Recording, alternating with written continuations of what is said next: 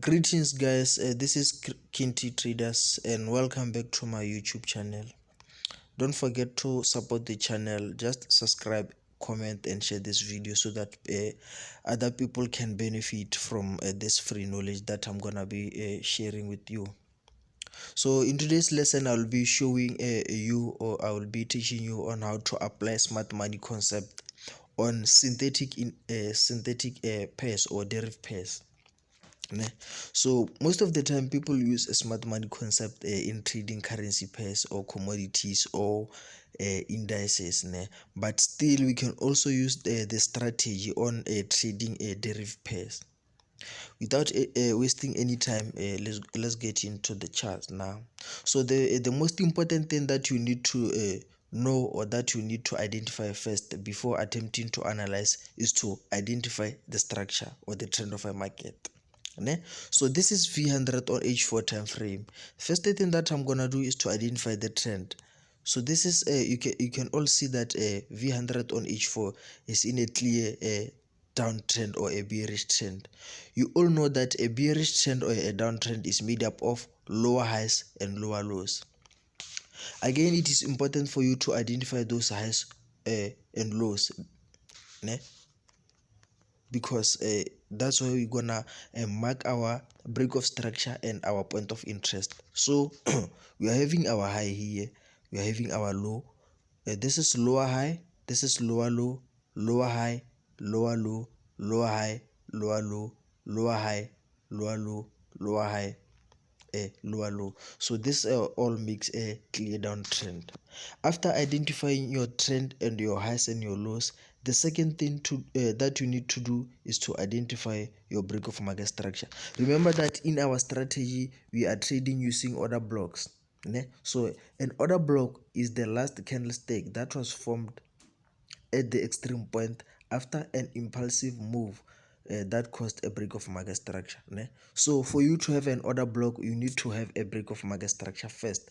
That's when you can attempt to look for your order block or your point of interest, because your point of interest or your order block, that's where you're gonna execute your trades, or that's where you're gonna look for an opportunity of executing a trade, either buy a trade or sell trade, ne? After identifying our trend, I'm gonna zoom in here and let's focus on the current structure here. The first thing that I'm gonna do here, the second thing is to identify a break of market structure. So since we are in a downtrend, our break of market structure is going to be where? At our lower lows. Let me mark our break of market structure. You see here, this is our break of market structure. This is our break of market structure here because the market took out this previous lower low and formed this new lower low, ne? So this is what you call a break of market structure. After that, we're gonna identify our order block, but there are certain things that you need to identify first before looking for an order block, because we need to choose our order block in the safest areas, so that when the market reaches our order block, it won't manipulate or violate that order block. So firstly, before attempting to look for an order block, you need to identify imbalance areas or liquidity areas and liquidity areas. Why?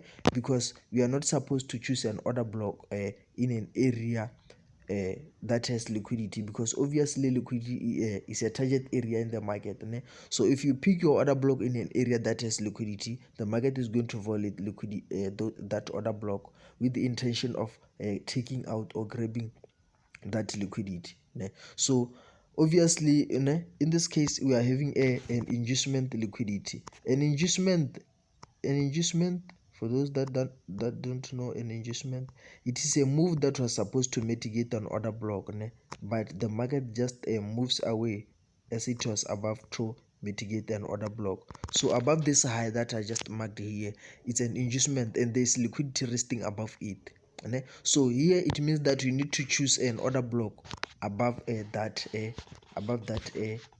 inducement. You need to choose an order block above that inducement, ne? The second thing that you need to identify is an imbalance, because when you are in a downtrend, you need to choose an order block that is above an imbalance, so that when the market goes to that order block, it also feels that imbalance. But if it can happen that you choose an order block that is below an imbalance, the market will violate that order block with the intention of filling an imbalance. Ne? So you need to remember that always. Choose an order block that is above an imbalance. So in this case, you don't have I don't see any imbalance here, so I'm just gonna shoot straight into identify my order block. But before identifying my order block, I'm gonna highlight this is what you call a shift SMS or a failure swing. Failure swing simply as confluence in identifying of a trend. So this simply shows that no, since we are in a downtrend, it means that the market respects lower highs. The market respects lower highs because our lower highs are able to hold the price. So it means that our lower highs has a strength in holding a price. So this simply shows that we are still in a clear uptrend, because if it happens that the market takes out this lower high, this will act as a change of character, and that might show an indication of a change of character. So now we are having a failure swing. So this indicates that we are still in a clear downtrend. After this, then we're gonna identify our order block. This is going to be our order block. In this case, our order block is going to be what? The last bearish candlestick that was formed at the turning point of the market. So this is the last bullish candlestick. So this is our order block, the last bullish candlestick that was formed at the turning point or at the extreme point. So you see the market came and mitigated our order block and pushed down. As the market was pushing down after the mitigation, it also it also caused another break of market structure here. This is another break of market structure. So after break of market structure, the second thing that you need to identify is identifying imbalance and liquidity. But one most important thing that you need to know is that, like, not all setups are going to have an imbalance or liquidity. Ne? So if you don't find a setup having an imbalance and liquidity, don't think that that setup is not valid or what. Ne? It can the setup can be valid without an imbalance and liquidity. So in this case, we are only having a imbalance. So this imbalance, I'm just gonna mark this wick of that candlestick and this one. So the space that is in between this body of a candlestick, that's what we call an imbalance. This is what you call an imbalance. So it means that you need to choose an order block that is above this imbalance, so that if this order block gets filled, this imbalance gets filled by the move that go and mitigate our order block. So after identifying my imbalance here, the third thing that I'm gonna mark here is our order block, the last bullish candlestick. This is our order block. You see, the market mitigated our order block and it dropped down. So this is what we call an order flow. An order flow simply means a mitigation of orders towards a trend. You see, the market firstly mitigated this order block, now it mitigated this order block. So this is what we call an order flow transition, mitigation of orders towards a trend, order blocks towards a trend. So now still the market is pushing down, still the market is pushing down. We had this a break of market structure here, we had this break of market structure here.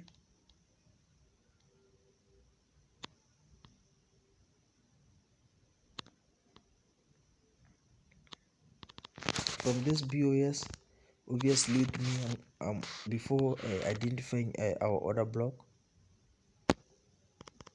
I'm gonna mark areas of liquidity. So this is our inducement. I don't see any imbalance here. After that, I'm gonna look for an order block. With me, that was supposed to be my order block, but the market just induced that order block. It didn't mitigate my order block. It happens that the market can create an order block but still go without mitigating that order block. That's what we call a failure to return to order block, failure to return. It happens, but if that happens, we just move with the market. We just continue to look for another opportunities from the trend that is forming by the market as it moves. So from that, the market dropped and caused another break of market structure. This is another break of market structure here. This is another break of market structure. Break of market structure, again same procedure. You need to look for an order block, but before identifying our order block, look for an imbalance, look for liquidity. But in this case, in this move, you don't have any imbalance, you don't have any liquidity. So this is going to be our order block. Remember the last bullish candlestick.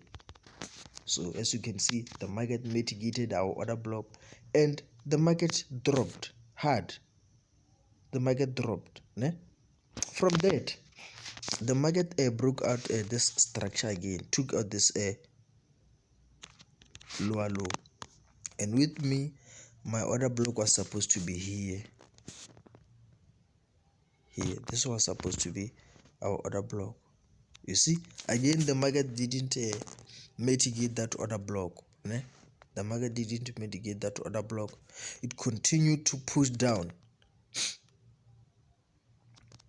So you see, now what happens is that if the market do like this, ne, we just move with the market. For now, let's focus on the structure. Still, remember that we are in a downtrend. It means that we are still looking for selling opportunities. This is going to be our BOS. Another break of market structure, and this is going to be our imbalance here.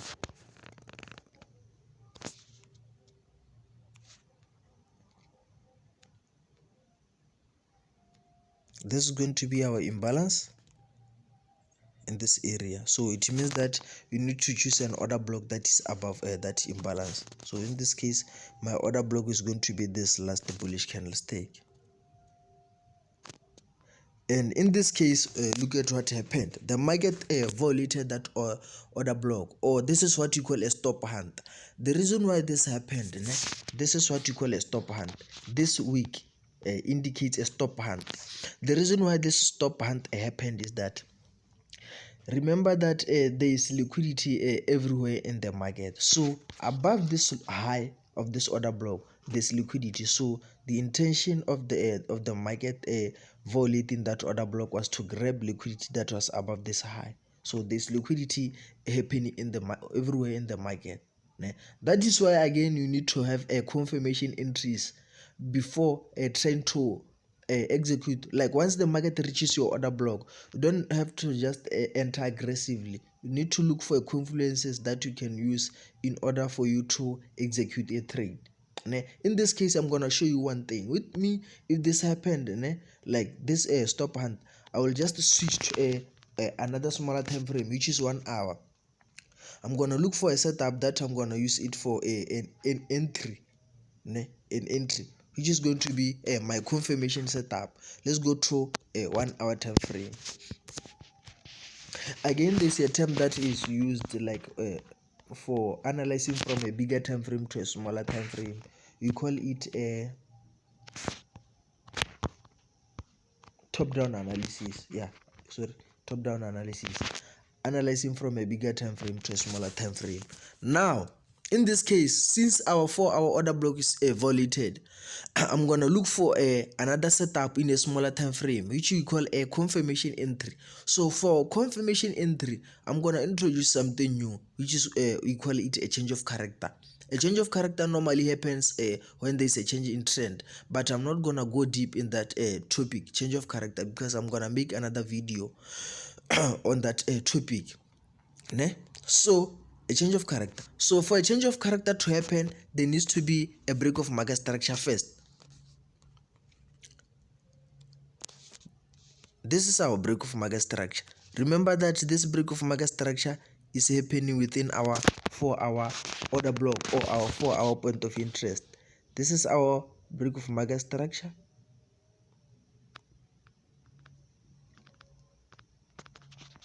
This is our break of market structure, and this is going to be our order block for this change of break of structure was supposed to be this candlestick, but the market violated that candlestick. But as this happens, once the market violate that order block, it means that you're gonna have a change of character. Change of character happens when the market violates an order block.